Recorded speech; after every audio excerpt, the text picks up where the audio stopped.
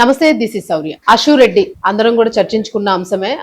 దాదాపుగా కొన్ని కోట్ల స్కామ్ కి సంబంధించి ఒక పెళ్లి ప్రేమ పేరుతోని ఒక వ్యక్తిని మోసం చేశారు, ఎన్ఆర్ఐని అని. సో ఇవన్నీ కూడా నా మీద ఆరోపణలు, నేను ఎలాంటి డబ్బులు తీసుకోలేదు అని అన్నారు. అలాగే మధ్యలో కొన్ని ఆడియోస్ లీక్ అయ్యాయి. 1 కోటి ఇస్తాను, 1.5 కోటి ఇస్తాను, మిగిలింది తర్వాత నేను సెటిల్ అయిన తర్వాత చూస్తాను అని. సో ఆల్రెడీ సెటిల్ అయిపోయిన తర్వాత ఇంక ఇచ్చేది ఏముంటుంది, ఇవ్వాల్సింది రావాలి కదా అని వాళ్ళు కోర్టుకు వెళ్ళారు. అలాగే ఈవిడ కూడా ఎంక్వైరీ కోసం అడగకుండా ఎట్లాగా ఎంక్వైరీ చేస్తారు నన్ను అని వేసిన ఈ పిటిషన్స్ కి సంబంధించి ప్రస్తుతం కోర్టులో ఎలాంటి చర్చ జరుగుతుంది, కోర్టుకి సంబంధించి ఎలాంటి నిర్ణయాలు బయటకు వచ్చాయి, అసలు అశురెడ్డి పరిస్థితి ఏంటి, జైలుకి వెళ్తుందా ఖచ్చితంగాను, ఎందుకంటే ఇవన్నీ కూడా ఆన్లైన్ ట్రాన్సాక్షన్స్ జరిగాయి అనే వార్త వస్తుంది. So obviously ఇరుక్కున్నట్టే. సో దీనికి సంబంధించి ఒకసారి మనం మాట్లాడదాం. మనతో పాటు సీనియర్ జర్నలిస్ట్ డాక్టర్ దుర్గా వడ్లమన్ గారు ఉన్నారు. మ్యామ్ నమస్తే. నమస్తే అండి. మ్యామ్ ఏమంటారు, అశురెడ్డి మీరు మొదటి నుంచి చెప్తూనే ఉన్నారు జనరల్ గా, అంటే ఇది ఒకవేళ ఆన్లైన్ ట్రాన్సాక్షన్ కనుక అయితే మాత్రం ఖచ్చితంగా ఆవిడ దొరికిపోతుంది, బుకాయించడానికి ఉండదు అని. సో ఇప్పుడు నిజంగానే ఆన్లైన్ ట్రాన్సాక్షన్స్ దొరికాయని అనుకోవచ్చా? ఆ కోర్టులో ఇప్పుడు ఆ కేసు పరిస్థితి ఏంటి అసలు? 100% ఆన్లైన్ ట్రాన్సాక్షన్. మనం అనుకున్నాము 6.5 కోట్లు ఎంతో అని, కాదు ఇవాళ 10.5 935 అనుకున్నాము, అది 10.5 అయింది. సో మొత్తం అన్ని ఆన్లైన్ ట్రాన్సాక్షన్స్, నగదు బదిలీ అంతా ఆన్లైన్ లో జరిగింది. సో ఇవాళ మొత్తం అశురెడ్డి ఇరుక్కుంది. మీరు అడిగారు, ఆవిడ ఖచ్చితంగా అరెస్ట్ అవుతారు.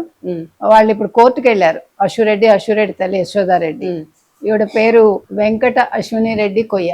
ఓకే. సో కోర్టు ఏం చెప్పింది, వీళ్ళు ఏమడిగారు తెలుసా మీకు, పోలీసులు మా మీద కఠిన చర్యలు తీసుకోకూడదు, తర్వాత విచారణ ముగిసే వరకు దర్యాప్తు చేయకూడదు. అదేంటి అట్లే కొత్త రూల్స్ ఇల్లు ఎలా చెప్తారు? అన్ని వీళ్ళే. అప్పుడు కేసు పెడితే నన్ను అడగకుండా కేసు ఎలా తీసుకున్నారు అడిగారు కదా. వ్యవస్థలంటే వీళ్ళు ఏమనుకుంటున్నారు, పోలీసులు వాళ్ళ ఇంట్లో పాపం ఉంటారు, వాళ్ళకి అలా ఉన్నారు.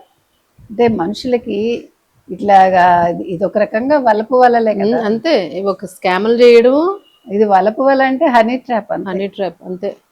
ఇంకా అంతకు మించి మనం చెప్పలేము. దానికి తల్లి సహకరించింది, తల్లే సూత్రధార అని తెలుస్తోంది. అవును, ఆ తల్లిలు చెప్పడం ఏంటండి అసలు ఎంత బాధగా మేడం. చాలా వరకు మనం ఇప్పుడు ఆ ధర్మేంద్ర ఎవరైతే ఉన్నారో, ధర్మేంద్ర తండ్రి కోర్టుకు వెళ్ళాడు. పెళ్లి చేసుకుంటామనే ఒక సాకుతోటి మా దగ్గర డబ్బులు తీసుకున్నారు, మమ్మల్ని మోసం చేశారు. సో ఇవాళ ధర్మాసనం మధ్యంతర ఉత్తర్వులు ఇవ్వనంది. ప్రతివాదులు ఎవరైతే ఉన్నారో వాళ్ళని మళ్ళా పిటిషన్ వేసుకోమంది. జూన్ 9 కేసు వాయిదా వేసింది. సో అశురెడ్డి ఖచ్చితంగా అరెస్ట్ అవుతారు. లేదు ఇప్పుడు దీన్ని ఎట్లా తప్పించుకోవచ్చండి అని అడిగితే మాత్రం ఆ డబ్బు మొత్తం వెనక్కి ఇచ్చేసి వాళ్ళతోటి అగ్రిమెంట్ చేసుకుని కేసు వాపస్ తీసుకోమని కోరాలి. అవును, డబ్బు ఇవ్వడానికి మనస్కరిస్తుందో లేదో మనకు తెలియదు. తల్లి ఏముంది, ఇంకా జైలుకి వెళ్ళి అంటే తల్లి ఒప్పుకోవాలి కదా. ఇక్కడ పిల్లకంటే తల్లి ఒప్పుకోవాలండి. ఒప్పుకోపోయినా జైలు శిక్ష బెటర్ అంటారా? వాళ్ళేమో మనకు తెలియదు వాళ్ళకి ఏముంటుందో. అయినా జైలు శిక్ష పడినా కూడా కేసు అయితే ఉంటుంది, డబ్బులు అయితే ఇవ్వాలి కదా. దాని బదులు ముందుగానే మాట్లాడుకుని సెటిల్ చేసుకుంటారు. కానీ ఒకటండి, అశురెడ్డిని ఇప్పుడు చూశాక ఆడపిల్లల తల్లిదండ్రులు జాగ్రత్తగా ఉండాలి.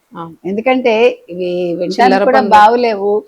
ఎవడికో వలపు వలేసి ఆ డబ్బులు తెచ్చుకుని, మీకు గుర్తుందా మనం ఈ మధ్యన వీడియో చూసాం, అశురెడ్డి వాళ్ళ అమ్మకు ఒక కారు కొనిస్తే వెరీ హ్యాపీ నెక్లెస్. అప్పుడు ఆవిడ అడగాలి కదా ఈ డబ్బు ఎలా వచ్చిందని.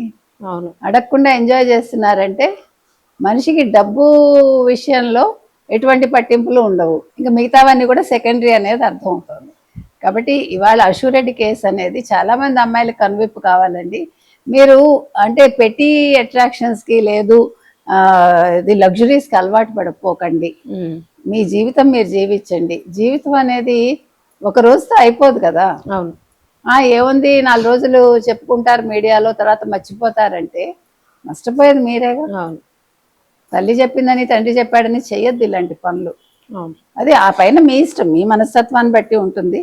కానీ ఇవాళ అశురెడ్డి మాత్రం మంచిగా బుక్ అయింది, ఆవిడ ఇరుక్కుంది. అన్ని ఆన్లైన్ పేమెంట్స్ అవ్వడం అనేది ధర్మేంద్ర అదృష్టం. ఎందుకంటే ఆయన యూకేలో ఉండడం వల్ల ఆన్లైన్ చేయాల్సి వచ్చింది. అదే లోకల్ గా ఉండుంటే క్యాష్ ఇచ్చేవాళ్ళేమో.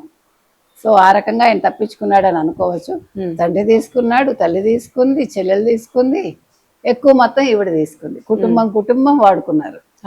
సో మొత్తం మీద ఇవాళ ఒక పెళ్లి పేరుతో చేసిన మోసం అనేది ఒక అరెస్ట్ కి అయితే దారితీస్తుంది.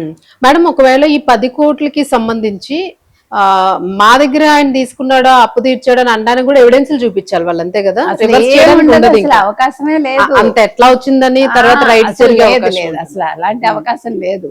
ఇది చాలా క్లియర్ గా తెలుస్తోంది, చాలా అదృష్టం వాళ్ళకి. అవును, అంటే వాళ్ళ సొమ్ము గట్టిది నన్ను అడిగితే, అంతే కష్టపడిన కష్టపడిన సొమ్ము కాదు. Thank you madam. Thank you.